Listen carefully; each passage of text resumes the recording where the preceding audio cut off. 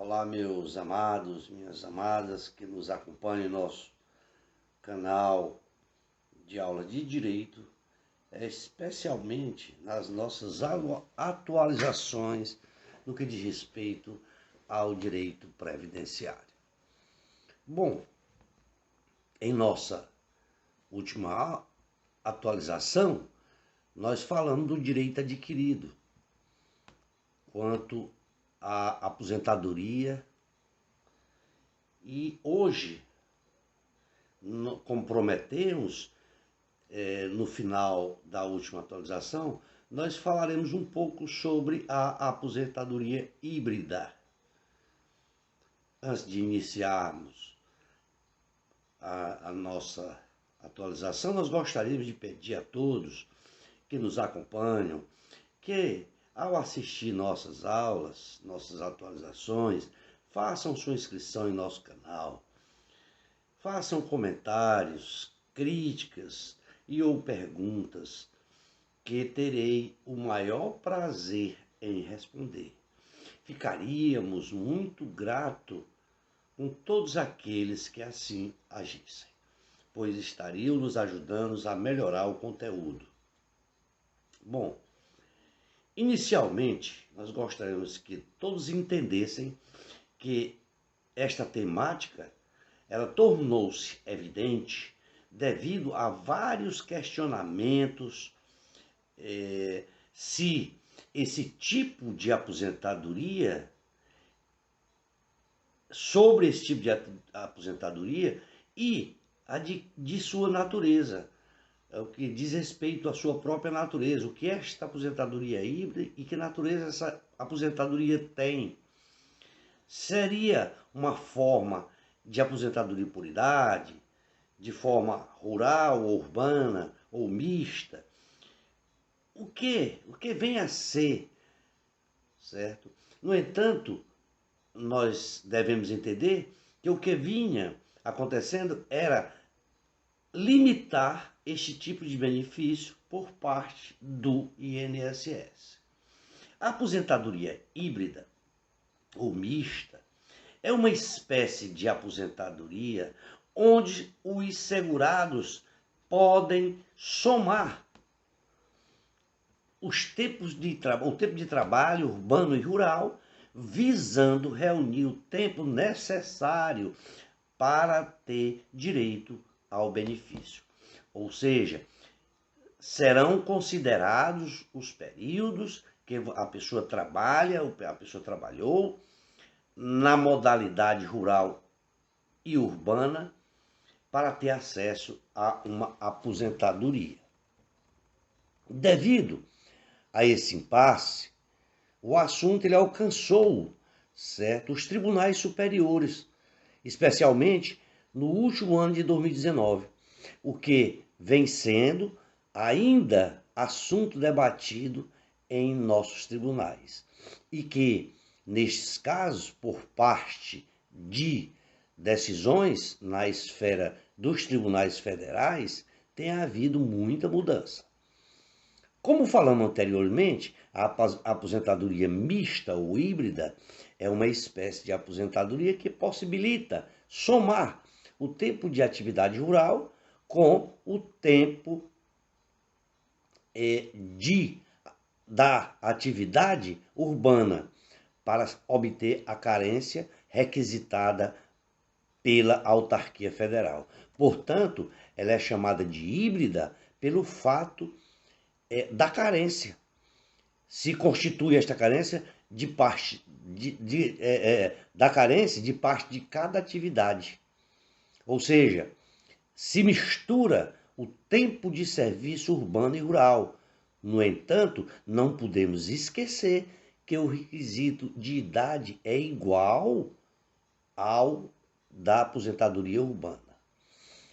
O benefício ele é concedido aos trabalhadores que iniciaram suas atividades no meio rural e, após isso, eles migraram para uma atividade urbana. Tá? Portanto, se chama-se híbrida ou mista, né? Vale informar que antes da Emenda Constitucional 103 de 2019, o benefício era denominado de aposentadoria por idade híbrida. No entanto, com a reforma, após a emenda Constitucional 103 de 2019, pois haja vista que essas regras foram alteradas com a reforma da Previdência.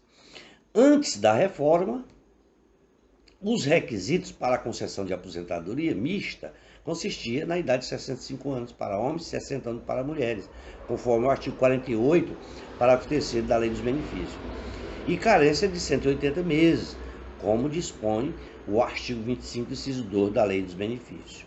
No entanto, em razão do direito adquirido, que nós falamos na aula anterior, que é o caso de que o segurado tenha cumprido todos os requisitos até 13/11/2019, ele pode solicitar aposentadoria baseada nas regras anteriores, né?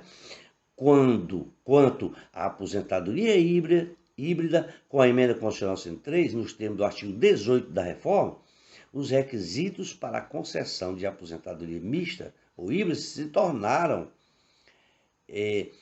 a idade mínima de 65 anos para homens e 62 para mulheres, e tempo de contribuição de 15 anos.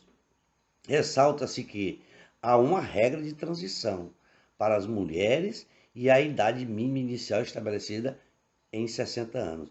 Porém, passará por um aumento progressivo de 6 meses a cada ano a contar de 2020, atingindo 62 somente em 2023. O decreto 10.402 de 2020, ele dispôs sobre acerca da aposentadoria híbrida, lá no seu artigo 57 caput. Ele fala que se o trabalhador rural não cumprir as condições de carência de aposentadoria por idade rural, contudo, venha a atender aos requisitos de aposentadoria programada, levando em consideração aí o tempo de contribuição sobre as demais categorias do segurado, ele fará jus ao benefício. Sobre o cálculo da aposentadoria híbrida, o que podemos dizer é que dependerá se o segurado cumpriu ou não os requisitos até a data da vigência da emenda constitucional 103/2019. No caso de o segurado que já faz jus às regras antigas, atendendo os requisitos até 13/12/2019, o valor da aposentadoria mista será calculado da mesma maneira que a aposentadoria por idade de forma urbana. No caso de aposentadoria, de se aposentar após a emenda constitucional 103 de 2019, e que não tenha cumprido os requisitos previstos até 31 de novembro de 2019, deverão ser utilizadas as regras atuais. E o valor da aposentadoria híbrida será computada seguindo a seguinte ordem. Primeiro passo é que se realize os cálculos do salário-benefício através da média aritmética simples de todos os salários de contribuição recolhidos desde julho de 1994, que está lá no artigo 26 da reforma da Previdência. O segundo passo, se aplica o coeficiente de 60% sobre o salário do benefício, adicionando 2% para cada ano que exceder 15 anos de tempo de contribuição para mulheres e 20 anos para homens. O resultado dessa conta será o valor da aposentadoria. Também sobre jurisprudências, como eu falei anteriormente, da aposentadoria híbrida por tempo de contribuição, devemos entender e verificar algumas discussões apresentadas sobre a aposentadoria híbrida, sobre todos esses requisitos, né? aquelas que ultrapassaram a esfera administrativa da autarquia federal e chegando até os tribunais superiores. Esse termo aí, ele foi motivo de discussão no mês de agosto de 2019, no Superior Tribunal de Justiça, sobre o tema 1007 do recurso especial 1788-404/PR e recurso especial 1624.2021, lá de São Paulo, do Paraná e de São Paulo. O tema que discutia a possibilidade de concessão de aposentadoria mista mediante a contagem de período de trabalho rural remoto, elaborado antes de 1991, sem exigência de recolhimento, mesmo que não exista comprovação de atividade rural no período que antecede o requerimento administrativo, no qual firmou o tribunal o seguinte posicionamento: o tempo de serviço rural, este é o posicionamento do tribunal, o tempo de serviço rural, ainda que remoto e descontínuo, anterior ao advento da Lei 8.213/91, pode ser computado para fins de carência necessária à obtenção da aposentadoria híbrida por idade, ainda que não tenha sido efetivado o recolhimento das contribuições nos termos do artigo 48, parágrafo 3º da Lei 8.213/91, seja qual for a predominância do labor misto exercido no período de carência ou o tipo de trabalho exercício no momento do implemento do requisito etário ou do requerimento administrativo. Esse foi o posicionamento do tribunal. Tá? Vejamos também que, de acordo com a tese da Corte Especial, o segurado ele poderia usar qualquer período rural de sua vida de contribuição para compor a atividade rural em substituição à carência. Deste modo, poderiam ser utilizados os períodos rurais remotos, até mesmo antes de 91. Tá? Assim sendo, a Corte ela foi contrária ao que a autarquia previdenciária aplicava, ou seja, o de extinguir que o segurado comprovasse o exercício do período da atividade rural nos últimos 15 anos que antecedem o implemento da idade. Tá? Ou seja, a Corte ela entendeu que a última atividade do segurado poderia ser rural ou urbana. Tem outros julgados, mas fica muito cansativo ler. Portanto, para concluirmos, não devemos ter em mente que a aposentadoria híbrida é uma ótima alternativa para quem laborou por longos períodos no meio rural e em um dado momento passou a exercer funções urbanas, situações bem frequentes à realidade de muitos trabalhadores brasileiros. No entanto, esses trabalhadores, infelizmente, ao solicitar a comprovação do exercício de função rural nos últimos 15 anos, que antecedem o requisito etário, a autarquia federal estava criando novos regramentos que não está previsto em lei e também era contrário à própria lei previdenciária.